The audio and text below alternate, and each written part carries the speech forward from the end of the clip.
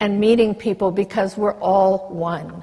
And that was one of Wernher von Braun's messages, and all of these people that I met's messages. So now I'm going to take you into the document. It's a treaty. And as I said, it's going to be posted on the opensmind.tv website, and on my Facebook will lead to it. Here it is. Can you read it? It's kind of small print, so I'm going to go over it.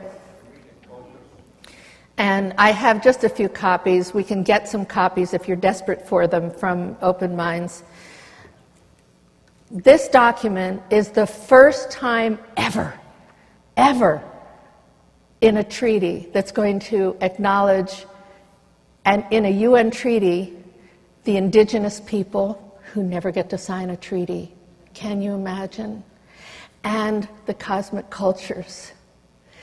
And you're the first to see this. This is a milestone document and moment. The first two paragraphs basically say it all.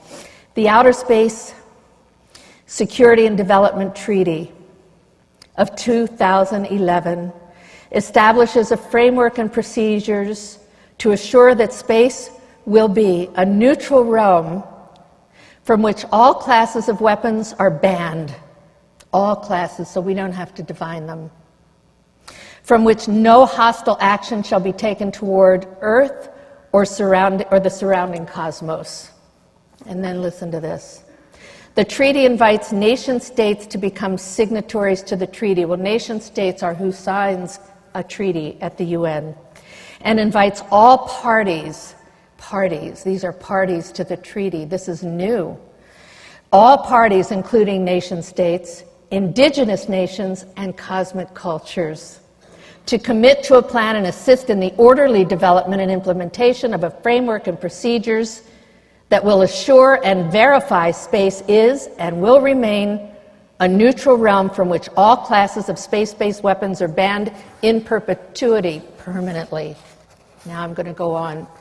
These are the agreements I'm going to just quickly go over for you that the parties to the treaty agree to, and that includes the indigenous nations and the cosmic cultures. And I know some of you are thinking, well, what about the evil aliens, the evil cosmic cultures, the evil extraterrestrials, whatever you divide them into and call them?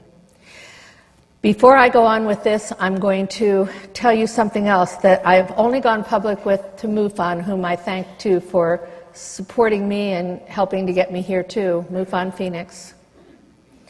Chris, Stacy, Jim, the whole group, everybody that was there. I went public, and in that group, I thought 30 people would show up, and about 100 did, and I told them my story, and I want to share this with you quickly. I am an experiencer. I hid this for so many years.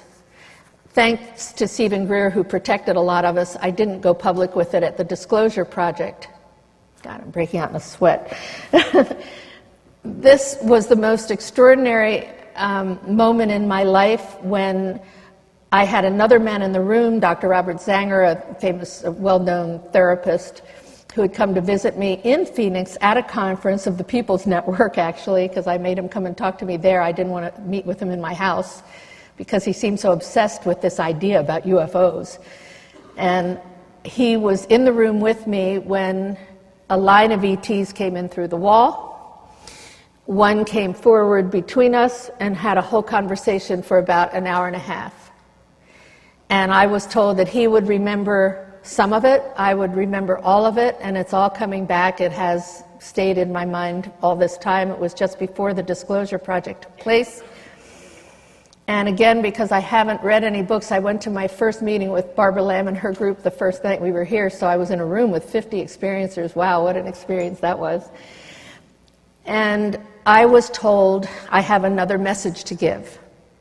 So I get this assignment from all these different people I've mentioned, but this one is so profound. And it's been confirmed now that this is true. None of them are hostile now. Everything is in control in the universe.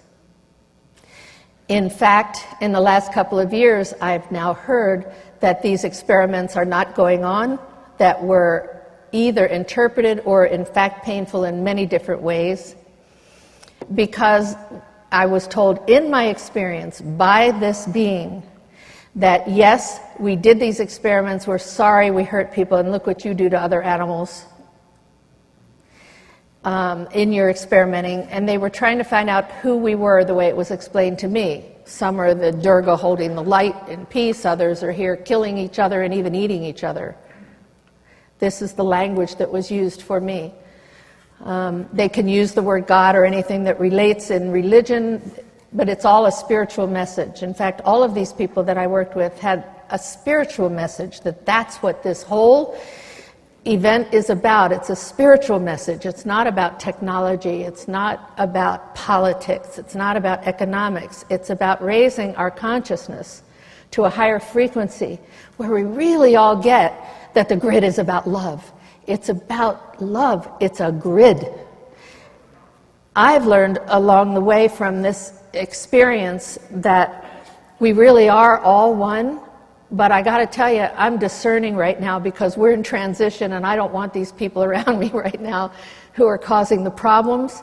On the other hand, if they're not hurting me specifically, I will address anybody because we have to get this message out that none of them are hostile. It's been repeated to me over and over in visits. It's changed. They too have evolved like we are. They're at a higher frequency. They know that some people won't believe it. That's okay. Let's find the people who do. And it doesn't matter for the sake of this treaty. The unique thing about what I'm going to read to you now is that we can all agree to it no matter what our belief system is, background, our journey up to this point, no matter how you think or interpret what's going on, or no matter even what the reality is in your life or in this whole issue. What I'm going to present to you now, I hope you can hear this, that you'll take a journey a step further with me. I've had to push myself up into it too, because this has been written by some amazing people that fit the time of where we are in this room, which is why I came to present this. So I'm going to go on now with just the agreements to start with the actual agreements that these parties will agree to. And I've been trying it out on different people, and it works. So if you would now, if I had an ecstasy tablet, I'd drop it all on you. Because it makes you drop all the crap, you know, and get into that higher space. Okay. So now, you've taken your ecstasy. We're all in a higher place. So we are now reaffirming the urgency of preventing a destabilizing and threatening and costly arms race in space.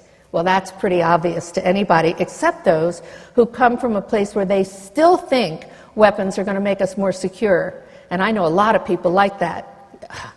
The second one is, the parties to this treaty recognize that the agreement by treaty to create a weapons-free space domain ensure universal cooperation in space will save huge sums of money that otherwise are going to be spent on these dangerous polluting weapons and technologies.